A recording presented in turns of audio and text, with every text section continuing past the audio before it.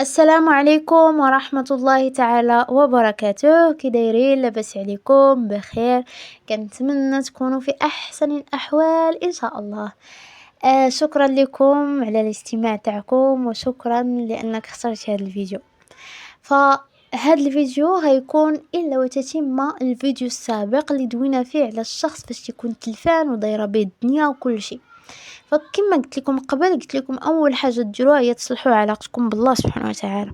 يعني الا ما كنتيش كتصلي بدا الصلاه، ما كنتيش كتقرا قران بدا قراءه القران، ما كنتيش كتعامل مع الناس مزيان حاول ما امكن انك تتعامل معاهم مزيان لوجه الله سبحانه وتعالى، وماشي على قبل داك الشخص. لانه كنت سمعت واحد المقوله تقول ما عقلتش مقوله ولا حاجه، ما عقلتش الصراحه فين سمعتها، ولكن كنت سمعت بحال هكا قال لك تعاملوا مع الناس كما بغيتي ربي يتعامل معاك. فاهمين؟ لذا حاولوا ما امكن انه تشوفوا الثغرات اللي كاينين في علاقتكم بالله سبحانه وتعالى، وحاولوا ما امكن تلقاو لها الحل في اسرع ما يمكن. انت كشخص جلستي مع راسك ولكن ما عرفتيش فين كاينين الظاهرات، كتصلي كتقرا القران كذا كذا، ما عارفه شنو اللي كيخليك تحس براسك بعيد على الله سبحانه وتعالى. فاول حاجه نقول لك هو انك تاخذ واحد 3 ايام ولا سيمانه كاع، المهم خذ الوقت ديالك الكافي وحاول تراقب غير راسك، شوف شنو هما الحوايج اللي كدير، ياك ما كدير التبذير، ياك ما يعني كتضيع الماء بزاف، ياك ما كذا. لانه التبذير حتى هو عرفتو راه عنده اثار خايبه. ياك ما كدير النميمه، هادشي صراحه في النساء، ولكن انا ندوي عامه. هذا كلامي موجه للجميع ماشي للرجال فقط. هي ما عرفتش هضرتي دائما دايره بحال هكا. المهم كما قلت كنتو كتنمو حيدو النميمه، كنتو كتديروا الغيبه حيدوها. المهم حتى هادشي كيأثر، فاهمين؟ يعني فغادي تاخدوا الوقت الكافي ديالكم باش انه تقلبوا على الثغرات اللي كاينين في حياتكم واللي كتبعدكم عن الله سبحانه وتعالى وتحاولوا تصلحوها. فاهمين؟ لانه كما قلت فاش كتصلحوا علاقتكم بالله سبحانه وتعالى ربي تصلح حياتكم عفوا. فاهمين؟ لذا فاول حاجه راه دوينا على اصلا ديجا في الفيديو الاخر، يعني ما غاديش نتعمق اكثر. الحاجه الثانيه هي الرياضه، لانه كما قلت لكم فانا تندوي مع الناس اللي ماشي تلفان، اللي دايره به الدنيا بمعنى الكلمه. عنده صدمات، عنده فهمت يعني كيحس براسو راه ما هواش كذا هذا. فكما قلت بدا بعلاقتك بالله سبحانه وتعالى وتبع الرياضه. الرياضه ما نحقروهاش، راه كنخرجوا من بها ديك الطاقه السلبيه. ايه في الاول تا واحد راه ما كيبي يتمر لراسو. تا واحد ما تجيبيه يمشي ويتريني ويقاوم راسو ما عرفتاش ويعرق وما عرفتاش، ولكن راه يعني من بعد لونطريمون كتحس براسك مرتاح، وبواحد الساعه كتحس بها راه ميمكنش الدوبامين كيطلع وما عرفتش نقول لكم. الفوائد ديال الرياضه لا تعد ولا تحصى. فاهمين؟ لذا راه سبحان شوفوا راه الا حاولوا تنويو انه الرياضه ديروها لوجه الله سبحانه وتعالى، يعني بحال كتحافظوا على الامانه اللي عطانا اللي هي الجسد تاعنا. فاهمين؟ لذا حاولوا ما امكن تزيدوها. وفاش نقول لكم تزيدوها يعني ماشي انت ما كديرش الرياضه ولا انت ما عمرك درتي الرياضه وتجي وتعمري ليا السيمانه ولا تعمر ليا السيمانه وتجي داكشي تخشى تجي وفي الاخر غادي تلقى راسك عييتي وتجلس تاني. لا. فاش ندوي على الرياضه بين قوسين راه ماشي بالضروره ديروها في لاصال، عادي ديروها في الدار الا ما كانش عندكم الامكانيات، عادي جدا. المهم ما عليناش، نرجع لكلامي. كما قلت لكم اش كنت نقول اويلي. حد بالله واش تراجع نسيت. عاد فكرت نرجعوا للموضوع. كما قلت لكم ماشي تجيب لي واحد تبداو ليا بواحد السيمانه وتكون عامره وما عرفتش. لا، فاش نقول لكم الرياضه ممكن تبداو غير بنهار في الاسبوع، ديروا واحد ساعه على حسب نتوما وجهدكم. وتبقاو كتزيدوا تدريجيا. فاهمين؟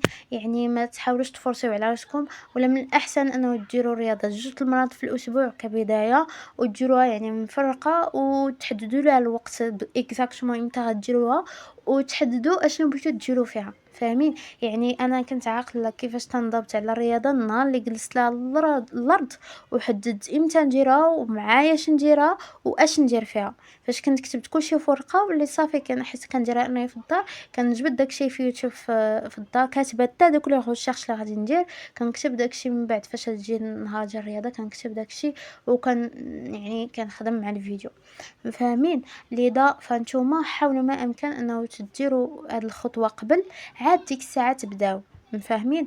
كما قلت لكم فالرياضه راه غادي تلقاو من بعد واحد التحسين كبير، لا في التركيز ديالكم، لا في الطاقه اللي عندكم، لا في العقليه ديالكم. ما غاديش تبقى عندكم ديك العقليه السلبيه، وانما غادي تلقاو سبحان الله العظيم بتوليو متفائلين وكذا وكذا، لانه كما قلت فالرياضه راه كتحيد ديك الطاقه السلبيه وكتحيد دوك الافكار السلبيه وكتعطيك واحد الدوبامين وواحد الراحه يا سبحان الله.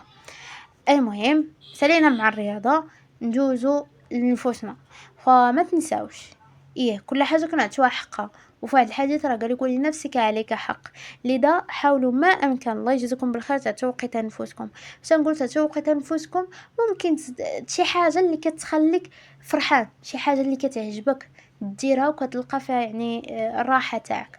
مثلا كاين اللي كيلقى الراحه في انه يجلس ويبدا تشرب شي كاس اتاي وتتصنت لعظامه وما عرفتش، كاين اللي كيلقى في انه يمشي يقرا شي كتاب، كيلقى في انه يجلس ويدوي مع راسو.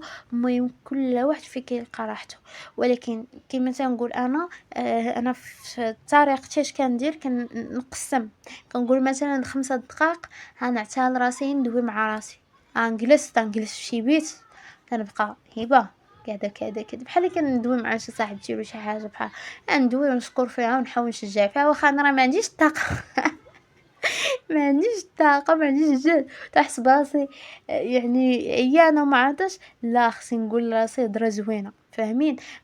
بحال شي شيرك كتشوفو عيان وكذا وكتبغي تموتيفيه معزه فيه ومحبه فيه، فاهمين؟ لذا نفس الشيء حاولوا انه تموتيفيو ريوسكم وتدويو مع ريوسكم وتشجعوها كل نهار.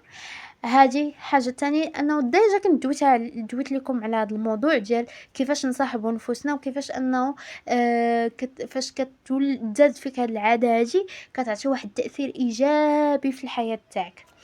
اللي ما يحس بعيني مجربها، لذا رجعوا للفيديو اللي كنت دويت فيه على هذا الامر باش ما نطولش عليكم في هذا الفيديو هذا.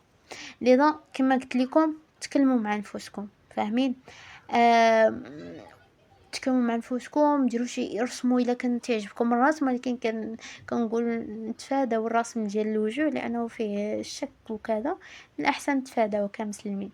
لذا حاولوا ترسموا. انا مثلا كنت شي بنات ماشي كنرسم، انا ما كنعرفش نرسم، ولكن كيعجبني نخطط، كيعجبني نخربق، نجي ندير شي رسمه ما عندها حتى معنى ولكن انا عاجباني، فهمت؟ يعني خرجت فيها دوك الافكار اللي عندي، خرجت فيها ديك الطاقه السلبيه اللي عندي، كنبقى كنخطط ونلون بلون هنا في شكل وهنا بلون في شكل الا شتيها تقول ديال شي واحد تقرا في الروض ولكن المهم كنلقى فيها راحتي.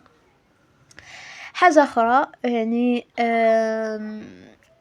حاجه الثالثه اللي نقول لكم اللي غادي تعاونكم بزاف هي انه تنميو الدماغ تاعكم. فحنايا في الاول لعبنا انه نقادو علاقتنا مع الله سبحانه وتعالى باش ربي يسرنا في هذه الامور ويعاوننا وباش نلقاو نفوسنا وتيسر لنا حياتنا وتصلح ان شاء الله. ابخي اش كنديرو الرياضه باش نخرجوا ديك الطاقه السلبيه ومع دوك التفكير السلبي الى اخره. ابخي كنوليو كنشجعوا في ريوسنا باننا كنتكلموا معاه ونديروا الحوايج اللي كتخلينا نكونوا فرحانين بوحدنا مع نفوسنا. اش تيبقى انه تعمر لي العقل تاعك بالافكار المفيده يعني بالحاجات اللي غتنفعك، فاهمين؟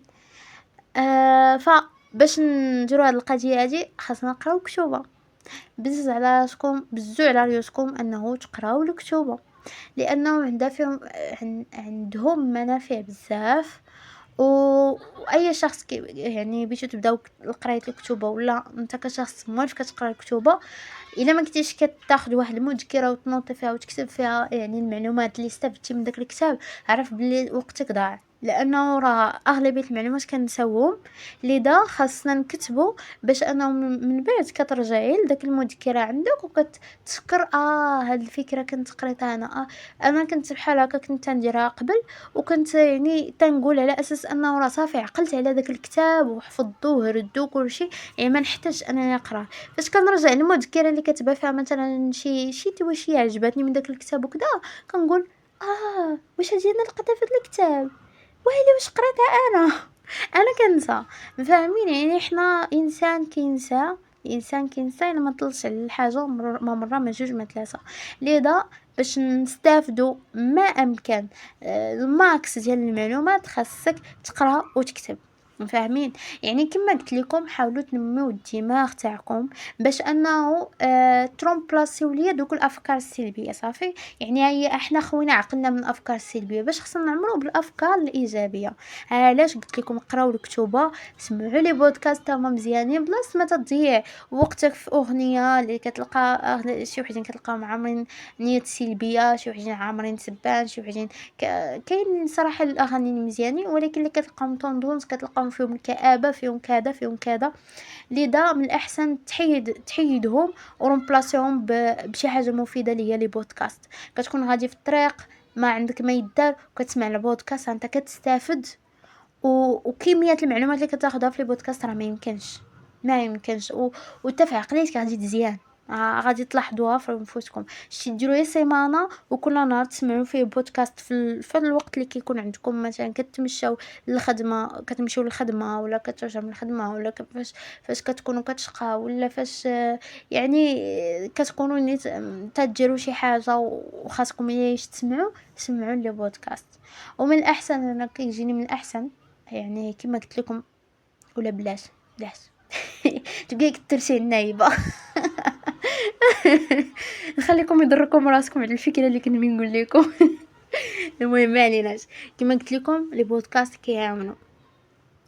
حاجه اخرى انه مثلا انت مبلي بالانستغرام، بلي ريز، بلي بفيديوهات، دوك الفيديوهات بلاص ما تسمع اللي كان كما كنت قلت لكم في فيديو قبل، فرا الفيديوهات اللي كنتفرجوا فيهم راه تما تعتبروا غذاء لدماغنا، يعني داكشي اللي كتفرج فيه راه هو اللي بيولي في عقليتك. لذا حاولوا ما امكن انه تبرمجوا الانستغرام الحاجه اللي كتشوفوها بزاف، تبرمجوا على انه تعطيكم افكار زوينه وتعطيكم افكار اللي نتوما اولا تعطيكم اشخاص تابعوهم اللي نتوما باغيين تكونوا بحالهم، فاهمين؟ اللي تشوفوهم وتموتيفا. في هذا الفيديو غنكون دويت على اهم الحوايج اللي خصكم ديروا. اول حاجه علاقتكم مع الله سبحانه وتعالى، ثاني حاجه الرياضه وكيفاش انه تلتزموا بها، ثالث حاجه دويت لكم على نفوسكم وكيفاش تعطيوها الحق تاعها، ورابع حاجه دويت لكم على العقل تاعكم وكيفاش انه بعض الاساليب اللي تخليكم تطوروا من العقليه تاعكم. كاين حوايج اخرين مثلا العاب العقل، مثلا الحساب الذهني، بزاف الامور اللي تخليكم تطوروا في العقل تاعكم واللي غتلقاو يعني تشوفوا واحد التاثير زوين في حياتكم بعد ما تزيدوا هاد العادات هادو.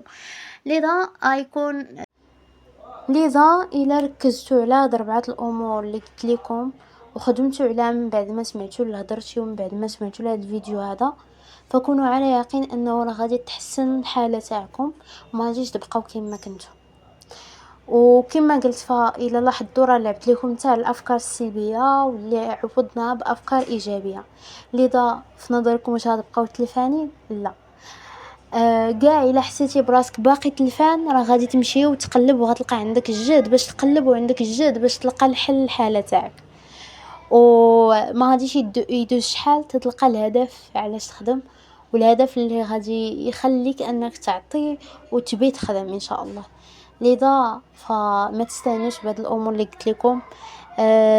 يقدر شي وحدين يجيهم هادشي ساهل وكاين اللي غيجي هادشي صعيب، وعلى حساب القدره ديال كل واحد فيكم، ولكن كونوا على يقين راه فاش كتبقى تقاتل مع راسك راه غادي تلقى نتيجه من بعد.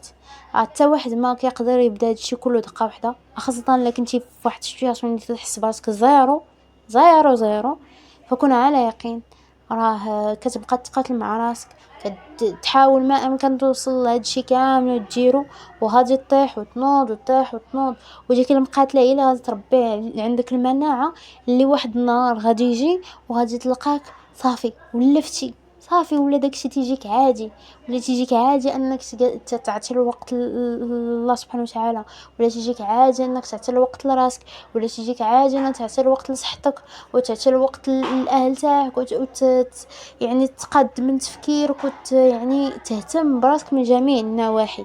هادشي كله غادي يولي يجيك عادي، فيتفائلوا خير ان شاء الله ما يكون يا الخير.